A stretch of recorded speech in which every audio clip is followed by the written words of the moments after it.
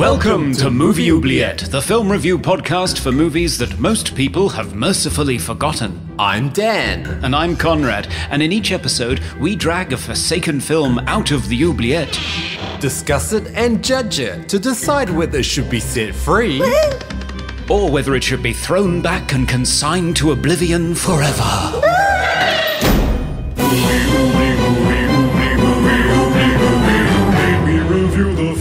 Others tend to forget. Come with us and open up the movie oubliette.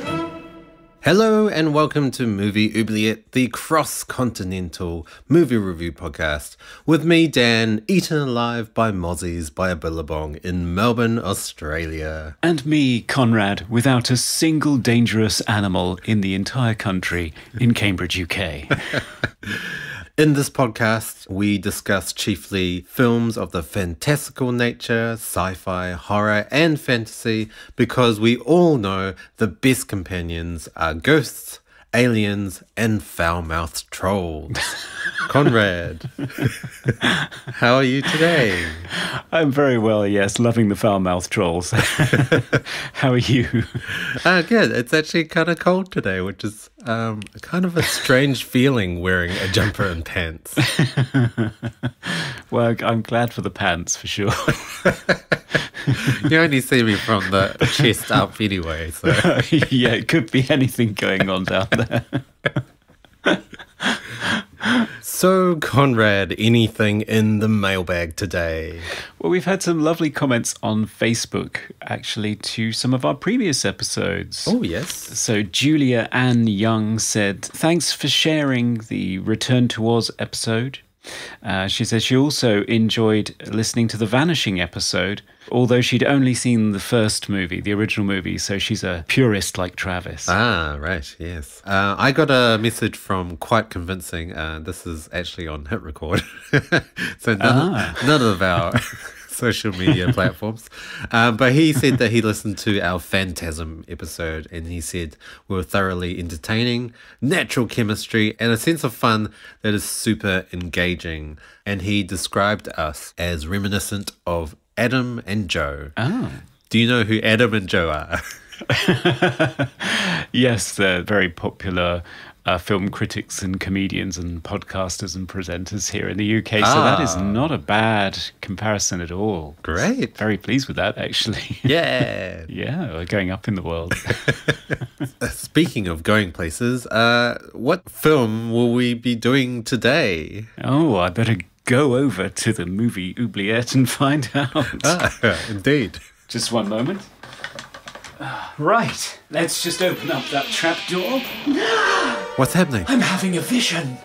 It's a premonition of us watching another film starring an aging, naked Kirk Douglas. Oh, what?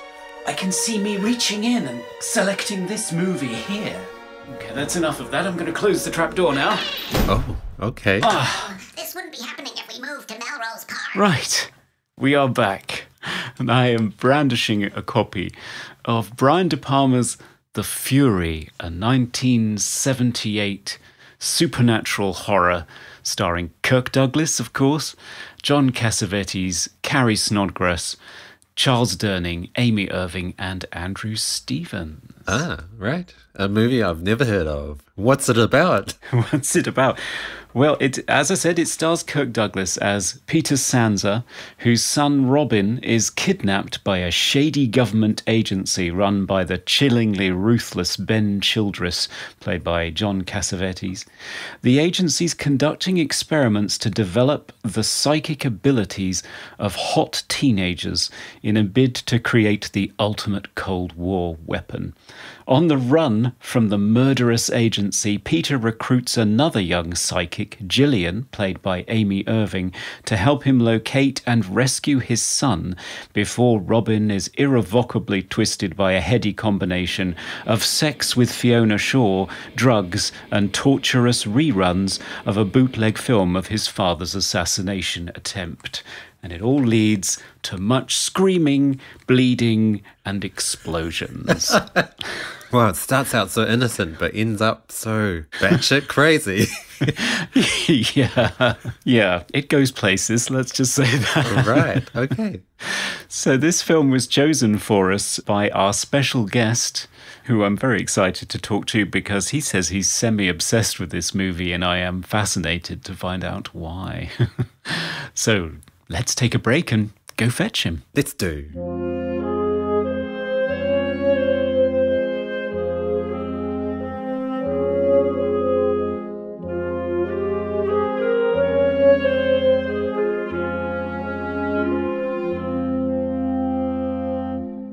Welcome back, and welcome to our special guest who chose today's film, a writer-director who collaborated with our previous guest, David Bruckner, on the horror anthology The Signal, directed the My Super Psycho Sweet 16 trilogy for MTV, and most recently, the intriguing time travel mind-bender Synchronicity. We're very pleased to welcome Jacob Gentry. Hey!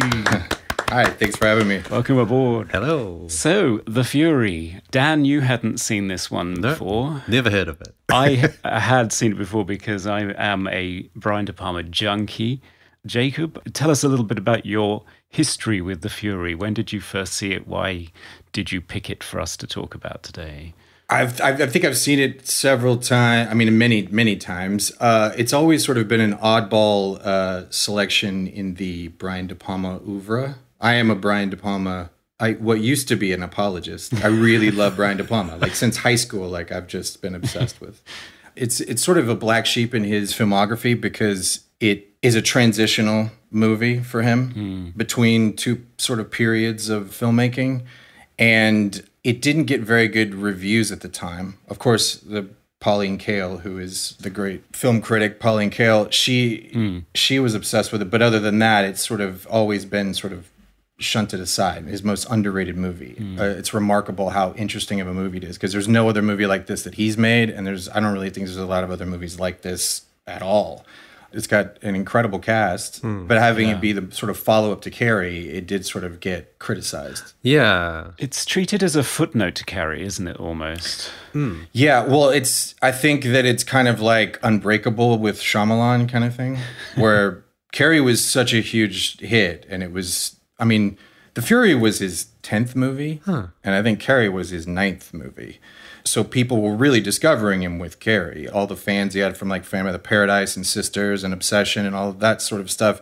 But then all the new fans that came, and then they were probably expecting Carrie too. Right, yeah. Or Jackie Brown with Pulp Fiction or something like that. You know what I mean? It's kind of one of those movies where there's probably a lot of expectation of what the audience thought they were going to get. And then they get this crazy mashup of spy movie, X-Men movie, telekinesis, mind control, giallo horror. I found it very similar to X-Men. I actually thought this seems exactly like X-Men when she goes to the school for gifted telekinesis people. It's like, are they going to don some costumes next and go fight some criminals? Yeah, because Amy Irving is basically Rogue, isn't she? Let's be honest. Very similar character. She does have a rogue quality to her, but she also, I was catching up with Legion. You know that TV? You know the show Legion? I know about it. I haven't seen it. Yeah. It's a character that's sort of in the X-Men universe.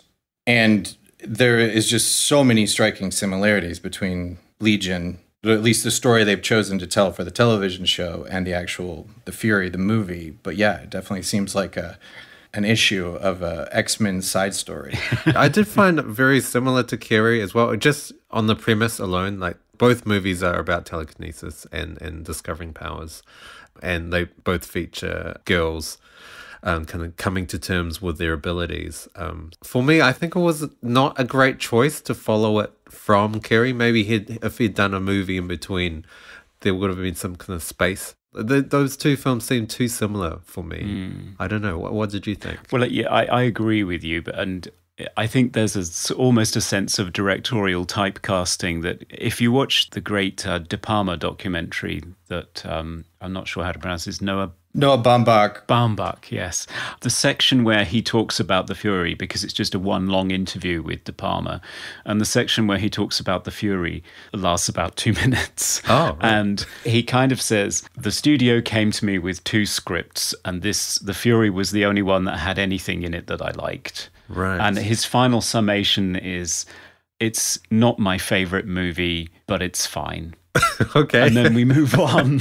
And that's pretty much all you get from De Palma about this movie. There's not a lot in there, is there? No, there isn't. No. Other than he hates car chases and he enjoyed torturing John Cassavetes by getting him to have a full body cast for the explosive finale. And that's pretty much all you get from him in terms of... I mean, he enjoys mounting all of the sequences of Gillian's visions. And that is the portions of the film definitely where, for me as a Brian De Palma enthusiast, where I get the most excited, because all of the sequences where he visualizes Gillian's experiences of psychic episodes are incredible. I mean, every single one of them is a standout set piece, and all of them are different. That's the thing that really fascinates me, that there is a different technique used every time she has a vision, and all of them seem to have influenced a lot of things that came after. So it feels like the Fury, in that respect, has been more influential than Carrie, even though Carrie has become a cultural icon. And if you mention the Fury to anyone in the street, they have no idea what you're talking about. He uses so many different cinematic languages and sort of cinematic metaphors and just all types of grammar within that is both sort of referential to other movies in film history, but also in terms of his own just sort of invention of just ways to articulate stuff and to tell it. Like, I'm just following up what you're saying, Conrad, is that it's amazing how every single set piece is different in that way.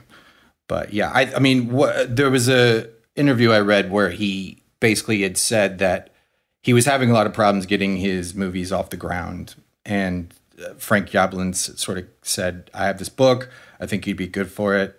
And it was kind of like a go picture, as they say. Yeah. And he was just like, I'm going to do this, you know? And he saw a way to sort of amplify some of the things he'd already started doing with Carrie and continue that conversation he's having with the filmmaking of that, you know, and explore some things maybe he didn't get a chance to do in Carrie. I haven't seen nearly enough Brian De Palma movies. Was there anything in this film that was very Brian De Palma-esque, like any signature sort of things that he sort of does? Yeah, about 120 minutes of that, yes. Oh, yes. Almost the entire movie, yeah. Oh, okay. Any specific examples? How about the bravura slow motion sequence? That's probably Dan, do you remember the sequence where she's escaping? She's running away, yeah. And it's the entire sequence is in slow motion. He basically slows time down in the entire sequence. So Hester crashes into the car, Gillian's escaping, Kirk Douglas is coming to rescue her. You have agents ascending from all angles. You have all of these planes of action that are all happening with that amazing John Williams piece that's going over the top of it. Sure. And that is signature De Palma and one of his better sequences. He always has these sequences where he just slows the entire thing down and makes the sort of spectacle of the little moments and the choreography between all of these sort of suspenseful things all converging, whether it's the climax of Raising Cain or whether it's when Carrie is the sequence leading up to when the blood falls on Carrie's head. Yeah, right. That's one of the most sort of, you know, elongating time. He stretches out a moment that's literally like, you know, 30 seconds into like 8 minutes. And it's so uniquely De Palma. Other directors have done this, but it's something that he does better than anyone. And it's probably the thing that, as sort of a burgeoning filmmaker, I when I was younger, I really was focused on that. But there are so many hallmarks for him, including the voyeurism, using cameras, people spying on other people. One thing, Conrad, you can maybe check my math on this, but this may be the beginning of his train obsession. Whether it's Carlito's Way or Untouchables or Dressed to Kill or, what have you. There's always these great sort of uses of trains. And he starts with a toy train. So it's like he's practicing for all the future train sequences in his other movie. Like if you look at Carlito's Way, which has one of the most amazing train sequences, and then one of the best sort of slowed down sequences in Untouchables takes place in a train station. Yeah. So, yeah. Okay.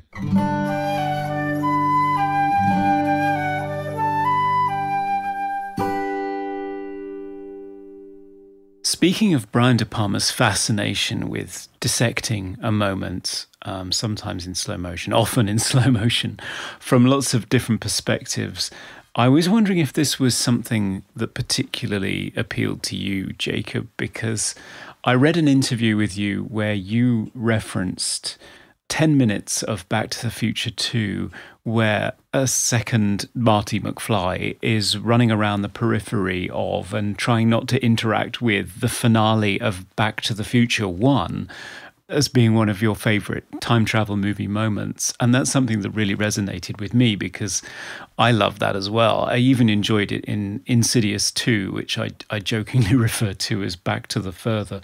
But I was just wondering if that's something that particularly fascinates you. I'm just thinking of your movie Synchronicity, which again is a time travel take on the film noir genre, but it features a character who is revisiting the same sequence of events many times, sometimes to change it, sometimes to try to put it back to the way it was. And yeah, so I was just wondering if you could talk about your fascination with dissecting moments, even if you can verbalize it. I think there's many reasons I love it, or I'm fascinated by it and will continue to try to explore it in my own movies.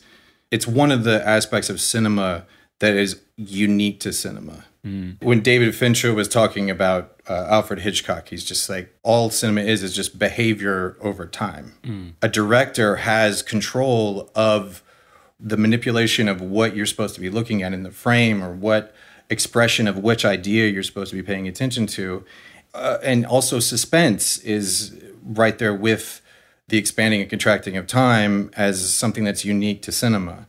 And I think that the way that Brian De Palma does it in these set pieces is something that you can't get in any other medium. And it's something that you can't barely get in any other movies besides his movies. There are people that do it well, of course. Like Sam Peckinpah will show a death in slow motion and really sort of look at the sort of dark poetry of that. But then Brian De Palma makes an entire sort of set piece that's not only expositionally like letting you understand what's going on in the scene, and it's a great sort of almost physics problem he's doing and a coordination of all the sort of techniques that, going all the way back to Griffith of cinema, but it also can enhance your sort of emotional connection to the characters in the movie. And you can highlight certain moments that are, since time is relative for all people, you enhance something that had a greater import to a character in a moment than you could have otherwise. And especially with the sequence like the sort of one we're talking about in The Fury, that is just every shot is slow motion. And there is no sort of, there is a little bit of sound that is sort of interweaved in there just to kind of give it texture, but ultimately most of the sound is dropped out, and it gives John Williams' operatic score a chance to sort of take you through and guide you through that. And there's also just on the aesthetic level, as a filmmaker, those sorts of sequences with a really good piece of music is exhilarating. It's actually one of the most enjoyable things just to create. I'm sure just putting that music in there and watching that sort of opera take place, and it's all visual and it doesn't have dialogue, and you're just sort of getting all the information visually. Yeah, it's like watching a silent film. For sure. Yeah. I could spend the whole rest of the podcast just talking about this this thing. Sure. Does that answer your question, Conrad? It does. And I was very keen to get you to talk about it because it's clearly something that resonates with you. And anyone who loves that sequence in Back to the Future 2 as much as I do gets my vote. Well, that has a really interesting connection to this because the scene in Back to the Future 2 isn't so much as slow motion because there is dialogue and stuff, but it does have Marty watching himself in a scene from a previous movie. And that's one of the most interesting aspects about it. And The Fury has these sort of sequences where De Palma is using all these different techniques, like you were saying, in different sequences to express Gillian going through a scene that Robin has already sort of been involved in. Something that's already happened to him in the sequence where Gillian's standing in that bedroom and then Robin's on the bed as if she's walking around in a theatrical performance of that moment in his life. Yeah, it's that sense of voyeurism, but also it's almost like Come Back to the Future. It's going back in time. Yeah, she is time traveling. And it's interesting that when she is first asked to test her psychic abilities, where the Paragon Institute does this school show and tell, which I'm sure can't be ethical, Lindstrom says to Gillian that she should empty her mind and picture an empty screen in a theatre and just let that screen fill her mind. I don't know whether that comes from De Palma. You always have to be careful ascribing authorial intent to a director when it came from the script, and the director didn't write it, and Brian De Palma did not write this movie. But it's interesting that the image of an empty theatre screen, is what's given to Gillian as the key to accessing her psychic experiences. And of course, the first full-on vision that she actually has when she's on the stairs with Charles Durning's character, and she touches him and gets this Robin flashback, she's actually standing on a rotating platform in front of rear projection. So there's actually a scene from a movie playing on rear projection with Amy Irving, with her incredible wide blue eyes of hers. And she just appears to be trapped, rotating in this theatre experience, unable to stop seeing what she's seeing. Yeah, it's a fascinating form of torturous voyeurism that she can't escape from, visualized in very cinematic terms and even described in cinematic terms within the text itself. Yes, it is. Yeah. Yeah, I just find all of that stuff fascinating, and I can understand why, given the option of a couple of Go pictures and he looks at this one, he thinks, well, this is the one I can do something with. Well, he said he doesn't really have an interest in paranormal or ESP, but he likes it as an avenue to explore expressionism and surrealism. And so it just gives him an opportunity to express it that way. And I find that that's sort of something that has a lot in common with some filmmakers who you believe it's like, oh, well, he must be obsessed with telekinesis, because even after this, his next project was going to be The Demolished Man. And that never ended up happening. But it's a vehicle from which you can express the things that you're interested in. And I find that that's something that true of like science fiction for me, or the horror movie for me. Like, time travel itself isn't something that I'm obsessed with. It's as a way to express an idea. Do you know what I mean? Yeah. De Palma says, when you're dealing with the interior of someone's mind, you can do all kinds of stylized things, and that's a form I'm drawn to. So he is ultimately attracted to the interior of someone's mind. And if you've seen a lot of his movies, you know that psychological disorder, for the lack of a better term, and personalizing that and getting inside of that subjectively is something that he does throughout his entire filmography. Yeah, and it's always cinematic. It's always visual. I don't think, and maybe you can check my math on this, I don't think De Palma has ever used voiceover as somebody's internal monologue. You're right. He will always find a visual means of getting inside somebody's head. Yeah. I mean, the only time that I can think of it is in Carlito's Way, but that's just an expression of him already being dead. Do you know what I mean? And he's still Yeah. expressing it visually. And that's, just like the beginning and the end of that movie when he's just like, lights closing, boys. Fading out now. Drinks time. Time to get off.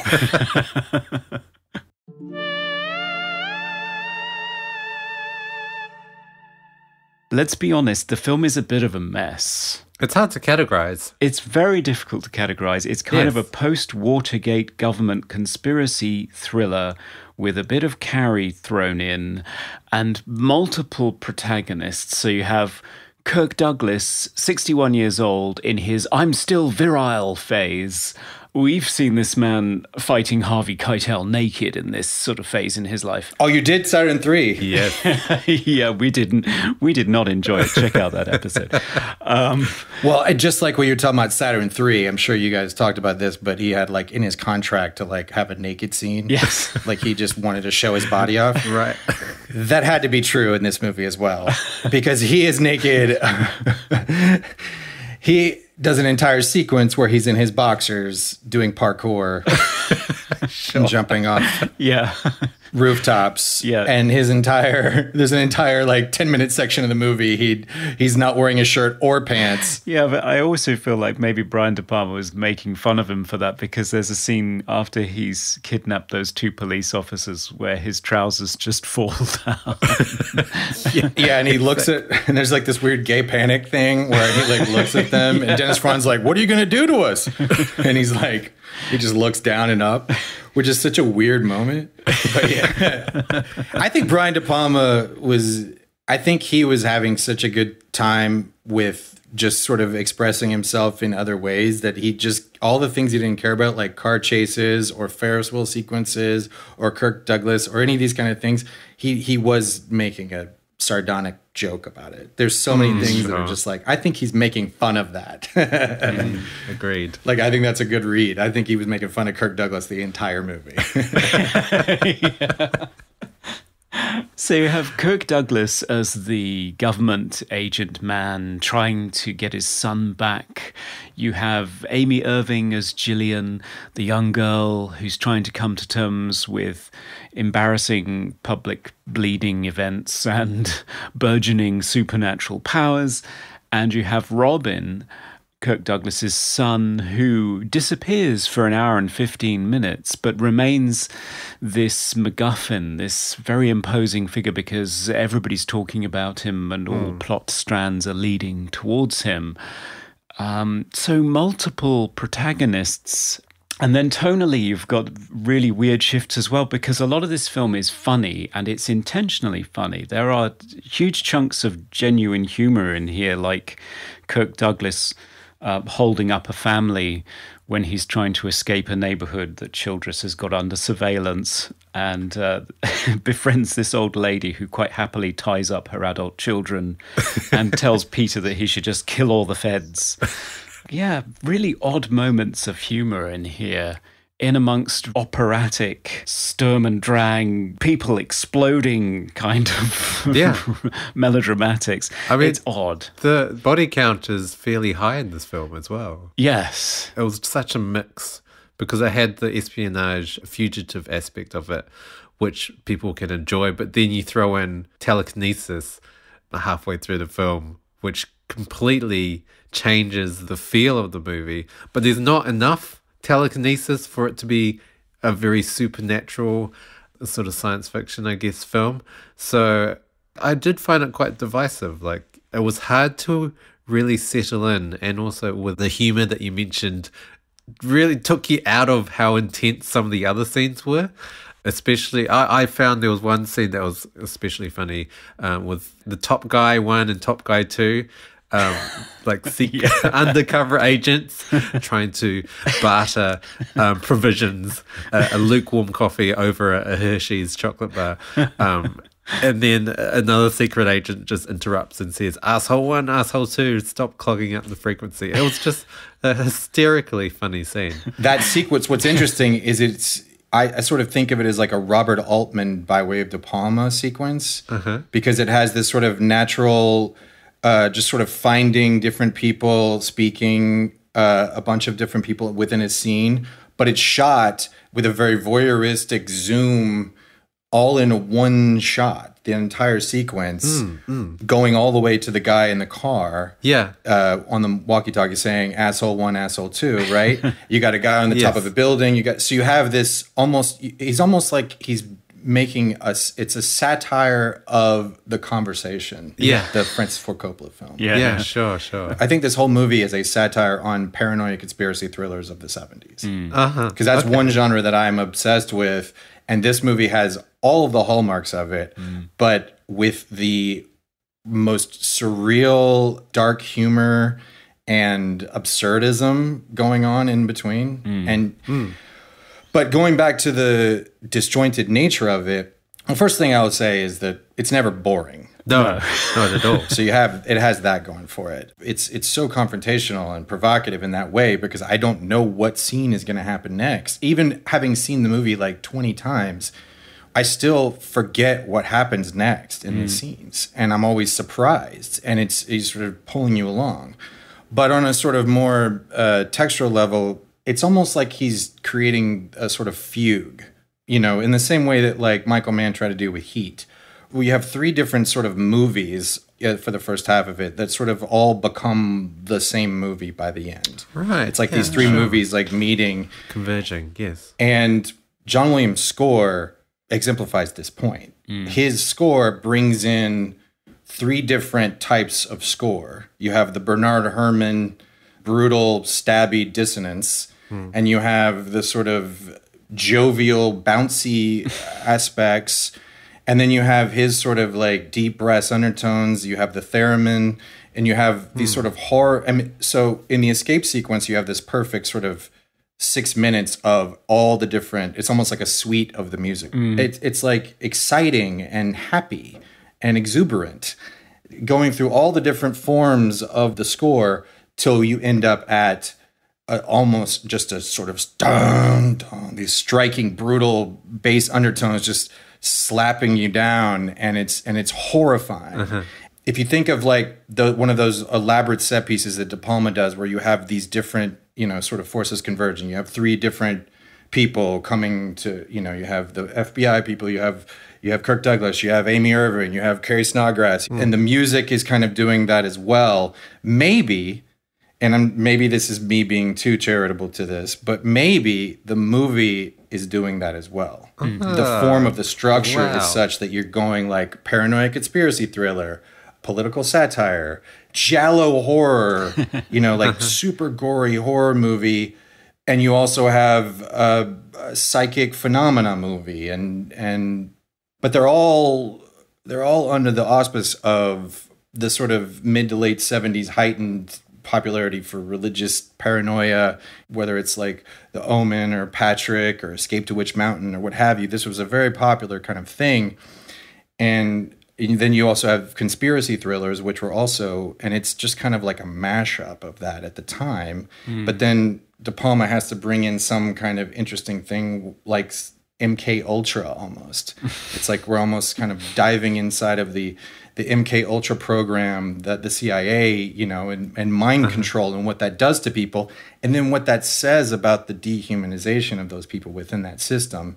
And then the ending, of course, being the ultimate rebellion against that corrupt system where she blows it up. So I don't know. That may just be me reading too much into it or being too generous, but I do think that because of John Williams' score, those things converging is intentional. And whether it works or not, that's another story. Whether it's satisfying to the audience is another story, but at least it's never boring. Wow, my mind is blown right now. That's really insightful.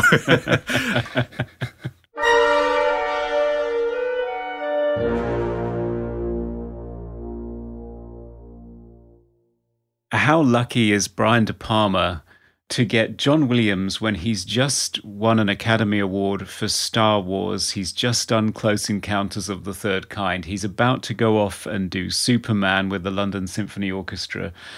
And in between those, Brian De Palma runs into his office and says, hey, I've got this film called The Fury, and Steven Spielberg's girlfriend is in it, and Bernard Herrmann's no longer with us. Would you like to score this movie? And John Williams said, it would be my pleasure. How lucky is Brian De Palma? He says on that documentary that is his favorite score of all of his films. Oh, right. And I can see why. It really is an incredible piece of work, and not one that, even among all of the glittering stars in John Williams' filmography, it's not one that many people are aware of. But it is an incredible piece of work. I think it's one of his best. It was quite reminiscent of Star Wars to me. I just expected someone to just pop out in a Darth Vader costume or something. Like, it has a lot of similar instrumentation that he used in Star Wars. Like, you know, the horns. He used like clarinet and woodwind quite a bit. Those are John Williams tells, though, aren't they? Yeah, I guess so. Yes. As soon as those woodwinds come out, you think, "Oh, hello, John." Yeah, for sure. But it's also kind of fortunate because it's just like John Williams sort of doing Bernard Herrmann, but through the lens of John Williams, in the same way that De Palma was doing Hitchcock, but in his own way. You know what I mean? It's like saying that he's copying it, but it's very John Williams. Yeah, you know, it is. But it definitely has the hallmark. It definitely has a lot of influence from Bernard Herrmann, and I think that was De Palma's insistence. So he actually really wanted to use Bernard Herrmann, but obviously he couldn't. He was unavailable. Yes, as they say. Yep. Bernard Herrmann's not dead; he's just unavailable, right? But as amazing as John Williams is, and as amazing as some of his scores are, it is hard to just sort of like hum the difference between Raiders of the Lost Ark and Superman. You know what I mean? It's like it's difficult to go, okay, so Imperial March is this, you know. He's incredible, and those scores will go forever. But just in the same way as Danny Elfman, who was also incredible, there are some very, very strong similarities in motif, whereas this one is like an amazing John Williams score that sounds like John Williams, but it doesn't sound like any of other scores to me, at least in the main themes and stuff. Plus, he's using a theremin, which is incredible because I love theremin, but it's also a storytelling device in the sense that he's almost using it as like a sound effect, meaning like the theremin comes in specifically when they're communicating telepathically, or when somebody's about to get their head blown off. That's when the theremin comes in. Right. When someone's about to use their mind grapes to fuck with somebody else, theremin. Yeah, in the most melodramatic sequence, it's almost like a soprano going full tilt as well. There's a huge amount of vibrato on that thing, and it's just switching between two notes in sort of orgasm of psychic unleashing. It's an incredible instrumental voice in the score. For sure. And not something that Williams does. But what's great about it is he kind of adds melody to something that Bernard Herrmann would do, right? So Bernard Herrmann would have these sort of striking, heavy, brassy notes that jank, jank, jank. And it's, you can't just it's like you don't throw Psycho on to like just chill out to, right? I mean, maybe you could throw on like North by Northwest, but like John Williams sort of does that same sort of technique where he's sort of at the beginning of the measure will just sort of hit you with the most powerful note, but then he'll sort of bridge those sort of more dissonant parts with a melody and a harmony that's sort of more emotional, and it gets you closer inside to the sort of emotional storytelling of the characters. I think as well with the score, it's not so, here's a theme and you're gonna remember it forever. It does have a motif that repeats, and I could sing it right now, but it's a lot smaller and more sort of contained rather than this big 16 bar theme that goes on forever. And it kind of seeps under your skin. Like, it's so subtle that you kind of realize that you know it already, even though you didn't realize that. Right. Yeah, it's kind of like how the film does kind of seep under your skin thematically as well. That there's like trills. It's like cut to the clip.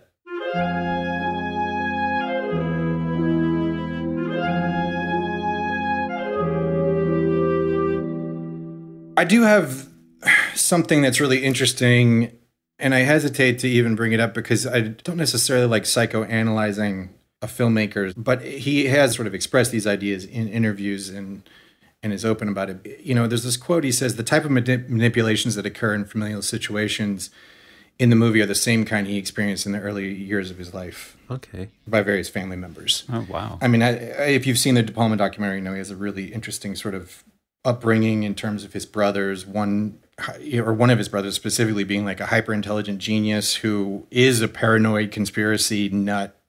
You know, in the same way that like Bobby Fischer in his later years just became a complete conspiracy theorist about Zion, you know, and extremely anti-Semitic, and just, you know, it's just this, it goes with the sort of obsessive nature of genius, you know. And I do think that he has a very manipulative family where he was constantly feeling like he was trying to play peacemaker. He's trying to play peacemaker in his family.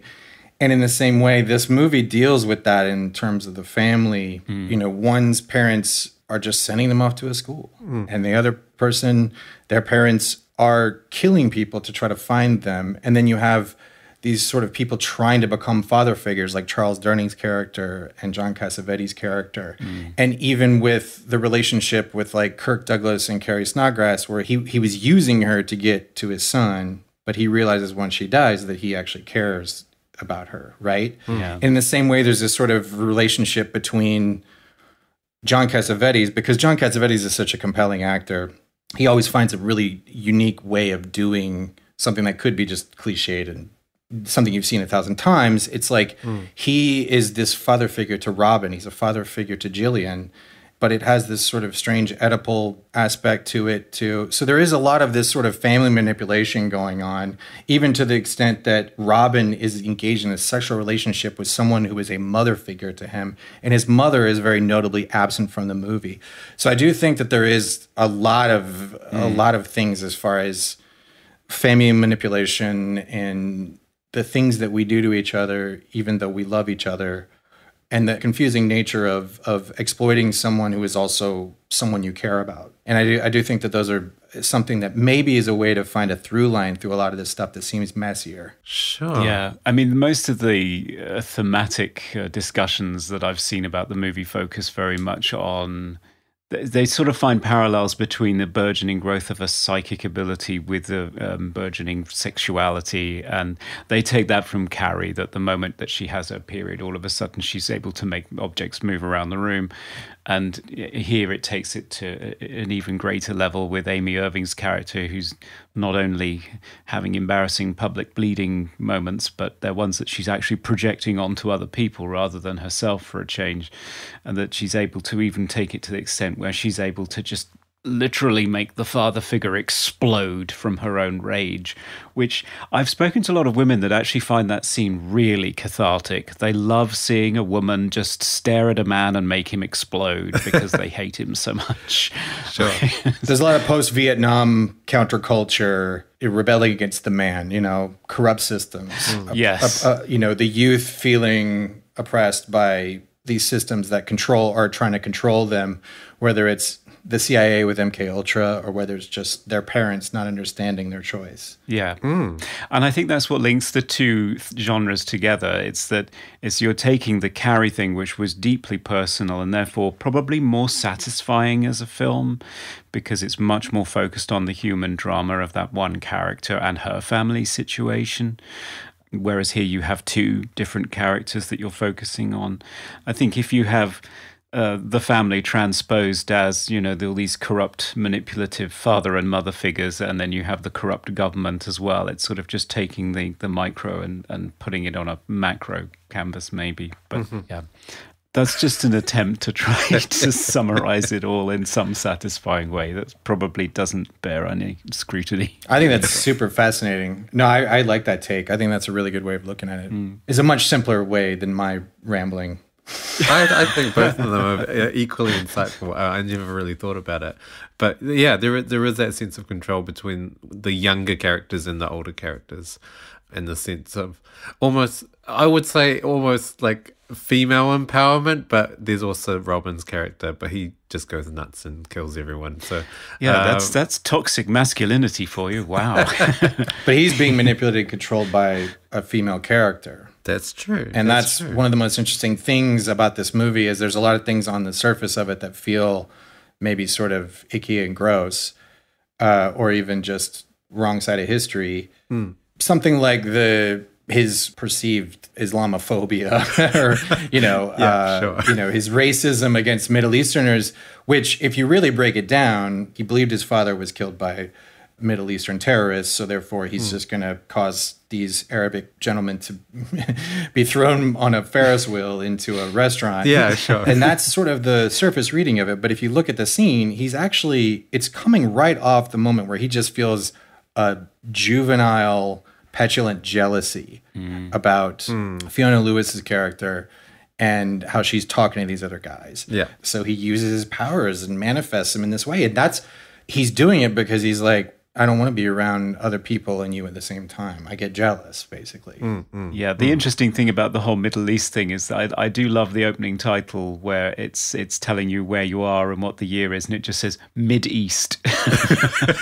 Yeah. It's like, don't know which country, over there somewhere. I can imagine it was a tough time to be specific because they shot it in Israel. And I think that's around the time of the uprising in Iran, right? It's probably like the remake of Red Dawn, where they're just like, it's just an abstract country somewhere in the East that's attacking us. Durkistan. Yeah. Coming to you live from the movie Oubliette Theatre, it's the prestigious Mobley Awards. Yes, it's that time in the podcast where we nominate some of our favourite parts of the film in a bunch of completely spurious categories. As always, we kick off with favourite quote, and seeing as we have a guest today, we will start with him. Jacob, do you have a favourite quote in The Fury? Okay, I didn't know I was going to go first. Yeah. So my favorite quote in the movie, Kirk Douglas says to Dennis Franz, "When you see Childress, ask if all this is worth his arm." And Dennis Franz says, "What happened to his arm, Peter?" And Kirk goes, "I killed it with a machine gun." Yeah. I would like this explained to me. So when I heard that quote, I laughed hysterically. It was hilarious because I just thought, how is that possible? But then the Childress character comes on screen and says, "See this arm? He killed it." And I was like, is this something that's an actual possibility for an arm to be killed but to still have it and for it to be useless? Like, is that possible? Maybe it's like an inside joke between them from their old days in the CIA. And that's what he's so tell him I said the duck flies west on the fire night. It's like code. It's like, I'm coming to get you. It's like Sure. it's like Rambo squeezing the mic. "Murdoch, I'm coming to get you." My favourite one is much more childish. First of all, I love the scene. It's the high school scene, and I just love the fact that Daryl Hannah is there in one of her first screen appearances, and she's plays this character that's really awkward and knocks things over. And Cheryl, who is the school bully, says, "Good Lord, Pam, if you're that nervous, why don't you just masturbate?"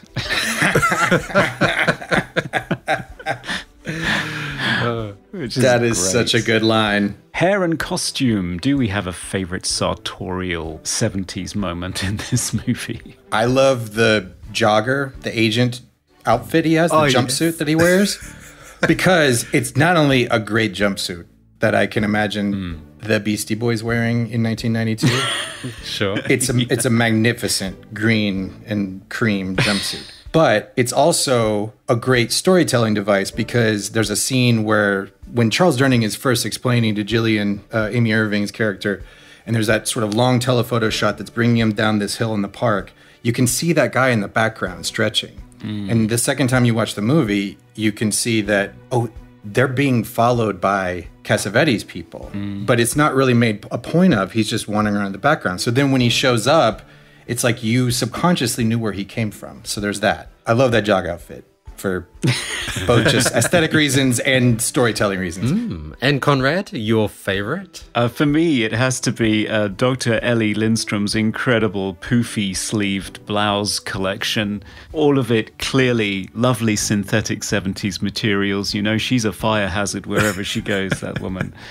Yeah, she has some great things, even ones with like big Elizabethan ruffs of a collar. So poofy sleeves and big ruffs. She's sauntering around the Paragon Institute looking like that. I think it's great.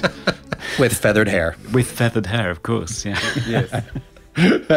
No, that's a fantastic... That was my second choice, for sure. Favorite scene? Do we have a favorite scene in this movie? Jacob, why don't you go first on this one? Well, since I'm going first, I'm going to say the escape sequence. When Jillian's escaping the Paragon Institute, it's a hallmark De Palma scene, type of sequence, all slow-mo. We talked about it extensively, and it's also... You know, I mean, it has to rank in the top 10, top 5 of the ones of those that he's done. It's just classic. And the score, it's got all the hallmarks of John Williams while also seeing the different phases he could go in with that sequence. So yeah. In lieu of talking about probably the best actual sequence, that's the most sort of exciting, memeable sequence, that's the sort of serious answer that I think it's like, okay, so this is what's legitimately good about this movie, you know? I really loved I think it was the second premonition scene, the one we've talked about before with where she goes downstairs and she switches on the light and there's that match cut. It's just a really well choreographed scene that's done practically. Yeah. I was going to go for another one of Gillian's visions, which is the one that she has where she psychically connects to Robin while he's undergoing one of his cruel experiments and being forced to watch his father's death. Just the way that he is experiencing it, but we don't see him. Every time we do a reverse cut on the protagonist, it's Gillian yet again wide-eyed and forced to watch. And it builds to such a crescendo that you completely forget that Dr. Lindstrom is even there. So when you get that amazing shot of Robin becoming aware of Gillian and being reflected in the glass on the table in front of Gillian, and then you cut back and see what's actually happening in the present, and Dr. Lindstrom is just spewing blood from every orifice, and it's 70s red blood. It is so shocking. That's just one of those great moments of cinema that just makes the hair stand up on the back of my neck. I love it. I think it's amazing. I agree 100,000%. Is there a horror cliche in this movie?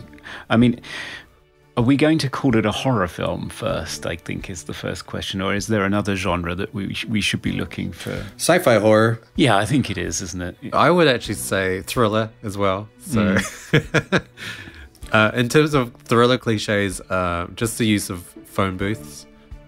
But I guess that's the only way they could communicate when they're on the run. Jacob, how about you? What was your standout cliche in this movie? It's kind of a trope, but I guess it's so done and it's so kind of like obvious. And I don't know where we were with it in 1978. All sci-fi horror movies, etc., good majority of them have the scene where some professor or expert or somebody does something in a lecture hall or a classroom so they can kind of explain the conceit and the exposition of the concept, you know? I mean, even Raiders of the Lost Ark does it. I mean, there's two scenes back to back in Raiders of the Lost Ark. But, you know, it's like every horror movie, it's especially when it deals with the supernatural, they always have the person at the lecture hall, at the podium. You got 12 Monkeys, you got Madeline Stowe doing it. I mean, the list goes on. And once you start noticing it, it's like in every movie. You know, it's like they'll just write out on the chalkboard like what the theme of the movie is. You know what I mean? So that's very true. That's very true. Very true. So for me, it was psychics with glowing eyes. Yes. There's even a scene where there's a passing of the glowing eye torch from Robin to Gillian at the end of the movie. That's the Fury, man. Yeah, and boy does she use it. So yeah, and apparently this is quite an old trope because Homer describes Athena as having fire that flashed from her eyes. So it's a cliche that's over 3,000 years old. There we go. Incredible. Do we have a favourite effect in this movie? Is it John Cassavetes exploding violently? I mean, it kind of goes without saying, doesn't it? I mean, I guess eight cameras, 150 frames a second, 1,500 frames a second, 800 frames a second. The first take didn't work, so when he exploded, it didn't work right. It didn't actually come towards the camera or any of the 8 cameras, so it was just like, all right, see you next week for take 2. So it's like a week in between takes. To pick pieces of John Cassavetes off the wall. You got 3 different effects masters working on this sequence. You have William Tuttle, you have Rick Baker, the famous Rick Baker, you have Academy Award winner Rick Baker, Academy Award winner Dick Smith working on it. You know, you also have some good old-fashioned trickery in the sense that when you hear De Palma talk about it, the thing he gets most excited about is that John Cassavetes knocks a lamp over right before he blows up, and that's where he does the cut between John Cassavetes and the dummy. And De Palma loves the sort of old-school trickery of, you know, the illusion, the smoke and mirrors of just like the audience is staring at that lamp falling down and sparking out, and they don't notice that there's a jump to John Cassavetes becoming the dummy.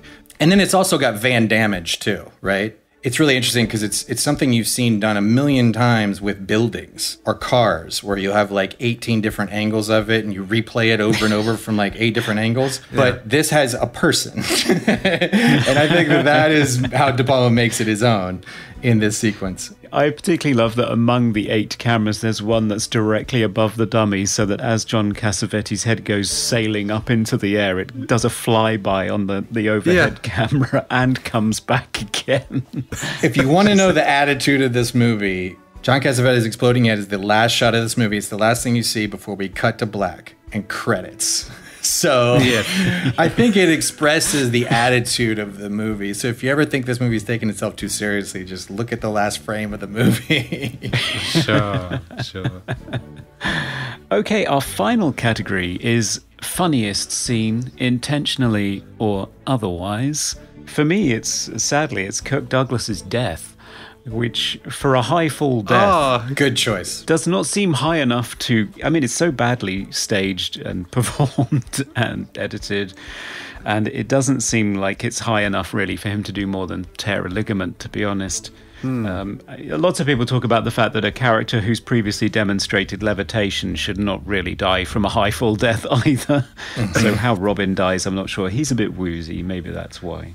But yeah, Kirk Douglas's death just struck me as funny because it's even interrupted. So his son dies, then there's the passing of the glowing eye torch, and then Kirk Douglas decides, in a fit of passion, to kill himself.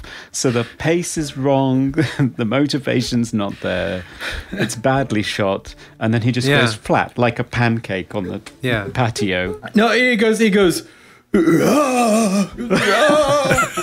like, it's so maudlin and like, I don't know, vaudeville. It's just, you're right. That might be the funniest scene in the movie. Because at the end of it, Cassavetes goes, "Get them out of my sight. I'm done with this clip. All right. On to the next thing." Well, apparently that's because there was an extra shot that is missing from the final cut of the movie where even in his last dying breath, Kirk Douglas is flipping Cassavetes the bird, which they cut out because they thought it was tonally inconsistent with the rest of the movie. I thought, no, it would have been perfect. You should have left it in. Okay, and that's our Moobly Awards. Yeah.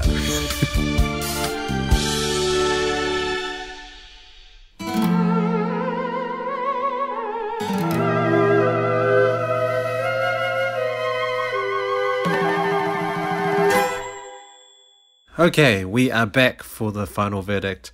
Should the Fury be thrown off a not very high roof into the Oubliette to be forgotten forever, or should it be set free to run off with its telekinetic buddies, be appreciated by the world? Jacob, our guest today, what was your verdict for the film? I think my verdict is obvious if you've listened to me go on and on about this movie.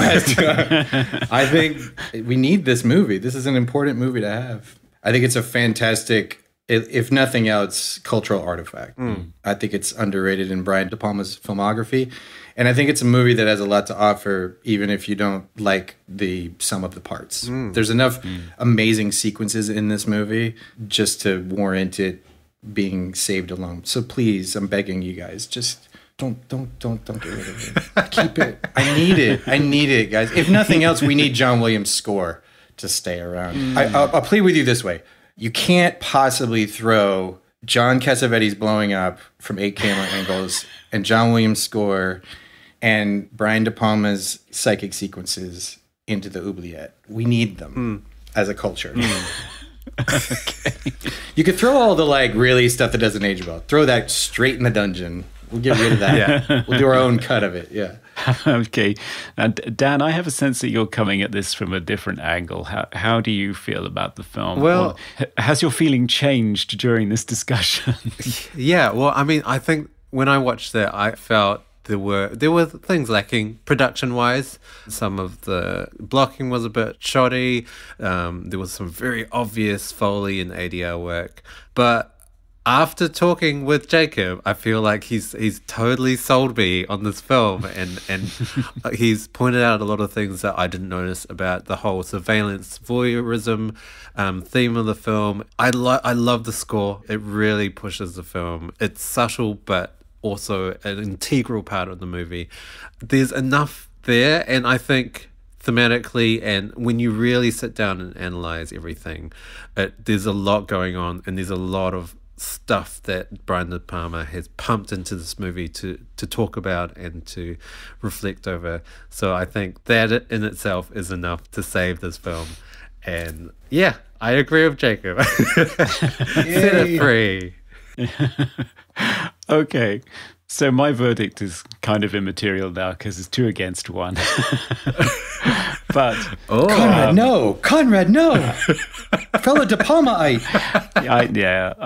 I am a De Palmaite. See, I was someone who watched Carrie not having read the book and having no idea what was going to happen. So I thought I was watching some gentle high school drama.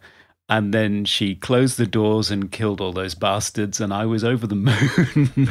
It was a cathartic orgy for me, having had a rough time at high school myself. So this movie, I think, tops that. I think Amy Irving's final scene where she manages to make a man explode is just an incredible moment that one-ups the final sequence in Carrie. But sure. Aside from that, although it is uneven, it doesn't know what genre it is, it doesn't know which protagonist it's following, and it doesn't really know what story it's trying to tell. It's still so thrilling in the sequences where Brian De Palma is really having fun. As you said, Jacob, inventing a different language for every single sequence that still stands up today as fiercely original as it always was. I think if you're serious about cinema, I think you do have to see it. Yes. So I would echo your sentiments and say, yes, this has got to go out of the Oubliette and be free. Be free. You're really good at that, like Top Chef. I've seen like little snippets of those cooking shows where they go, "Your cake was so horribly wonderful." I was like, he's gonna put it in the dungeon. Yeah, it's one of those like, I didn't like this movie, I loved it.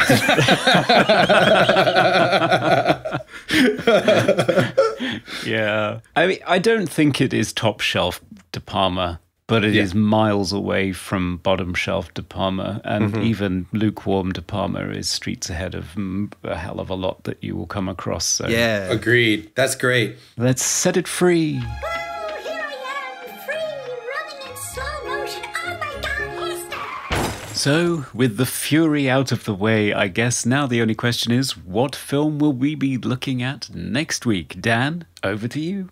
Oh, well, I thought it's about time we do another double blind special, this time with a 1982 horror film, Extra. Oh, British. Yeah, British, directed by Harry Bromley Davenport. and a film that I've never seen, and I think it does feature alien invasions. Yeah, I haven't seen it either, so this is going to be fun. Am I going to be proud to wave the flag at the end of this? Well, we will see. We will see. I will look forward to that. So I'd like to thank Jacob for joining us. I'm sure everyone has enjoyed hearing your thoughts on this movie, and I'm sure everyone would like to hear about what they can look forward to seeing from you next. What's coming up on your roster? Well, I'd just like to say thanks for having me. This has been a great time. I really appreciate you guys led me to go on and on about The Fury, because I haven't had a chance to talk about this movie very much, as you can see. I think I want to make The Fury remake. So that's what That I'm would be next. great. No. Okay.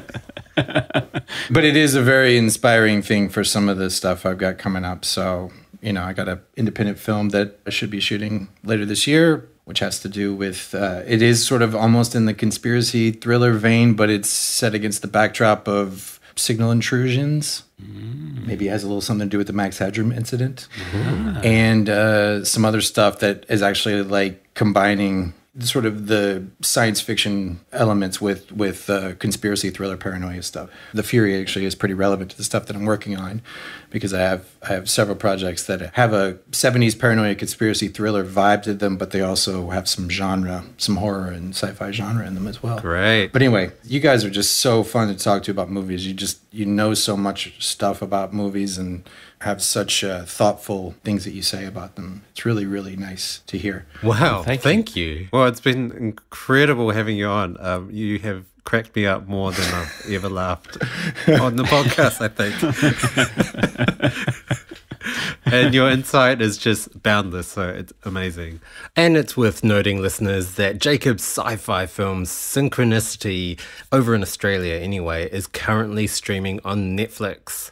Here too. And it's a very intriguing watch. It is, yes. You should check it out. If you're fond of time travel mindfucks, this is definitely your movie. That should be on the poster. I should put that on the poster. If you're a fan of mindfucks, time travel mindfucks, which is code for didn't understand the fucking movie. And also, where can our listeners follow you, Jacob, on social media? I'm not super engaged with social media. I mean, I have a Twitter. I think it's just my name, Jacob Gentry, JACOBGENTRY. I'm not super active on there, but I got some short stuff on Vimeo. You can go look at that. Isn't that kind of a social media platform? Yeah, of course. Just Vimeo /Jacob Gentry. There should be some stuff on there. There should be some fun things to look at. Awesome. Synchronicity is on Netflix if you're in America or if you're in UK. And David Mine's movie, The Signal, I think just was on Prime recently. I don't know. Cool. And I will be watching you from above, like the corrupt corporate system that is trailing all of us.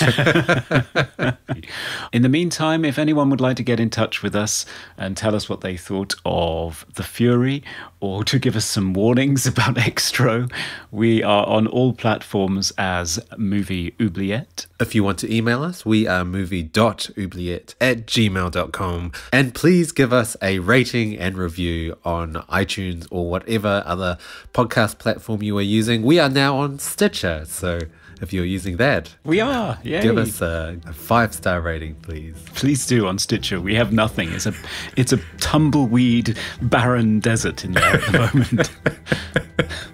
So thanks for joining us. And of course, thanks to our guest, Jacob Gentry, for joining us. Thanks, Jacob. Thanks. All right, guys. And bye for now. See you later. Goodbye. We review the films others tend to forget. Come with us and open up the movie Oubliette.